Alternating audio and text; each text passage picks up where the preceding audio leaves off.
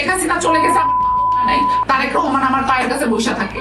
আপনি কি এই অশিক্ষিত আসিয়ানের পায়ের কাছে বসে থাকে? এবার বিপদে পড়েছেন অভিনেত্রী সিগদা চৌধুরী। আয়ের উৎস জেনে দুদকের কাছে অনুসন্ধানের আবেদন জানিয়েছেন মিরপুরের এক বাসিন্দার। চলুন জেনে আসি বিস্তারিত।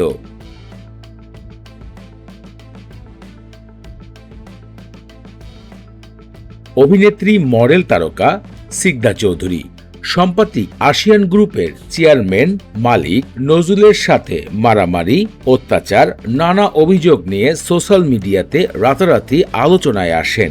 যদিও অভিনয় এবং মডেলিং দিয়ে এতটা আলোচনায় ছিলেন না এই অভিনেত্রী সিগদা চৌধুরী। গণমাধ্যমের সাক্ষাৎকারে তিনি একটা টাইমে বলে বসেন তার গাড়ি মিরপুরে ঢুকতে পারে না, ছোট চিপা রাস্তায় তার গাড়ি আটকে যায়, বিলাসবহুল গাড়ি ব্যবহার করেন তিনি। এবার সেই বিষয়কে কেন্দ্র করে একজন মিরপুরের বাসী দুদকের কাছে লিখিত অভিযোগ দিয়েছেন আয়ের উৎস কোথায় এই অভিনেত্রী মডেল তারকা সিগদা চৌধুরীর। জানা যায় রাস্তা এবং প্রেসার কুকার দুটি সিনেমায় কাজ করেছেন তিনি। এর মধ্যে শুধুমাত্র প্রেসার কুকার সিনেমাটি ঈদে মুক্তি পেয়েছে।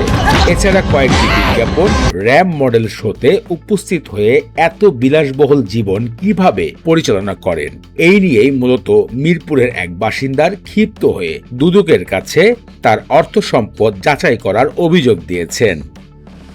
এদিকে গণমাধ্যমের কিছু তথ্য বলছে ব্ল্যাকমেলিং করে অবৈধ সম্পদ করেছেন এই সিগদা চৌধুরী। এছাড়া মাদক ও স্বর্ণ চোরাচালানের সাথে জড়িত আছে বলে এমনটাই জানা যায় অনেক গোপন সূত্রে, দাবি করছে সংবাদ মাধ্যমগুলো। এবার এই বিষয় নিয়ে বিপদে পড়েছেন সিগদা চৌধুরী। এত দামি গাড়ি কিভাবে তার কাছে এসেছে এমনটাই জানতে চেয়েছে। এছাড়া গণমাধ্যমে একটি ভিডিও ক্লিপে হঠাৎ করে কথা উঠেছে প্রধানমন্ত্রীর থেকেও পাওয়ারফুল তার বয়ফ্রেন্ড রয়েছে।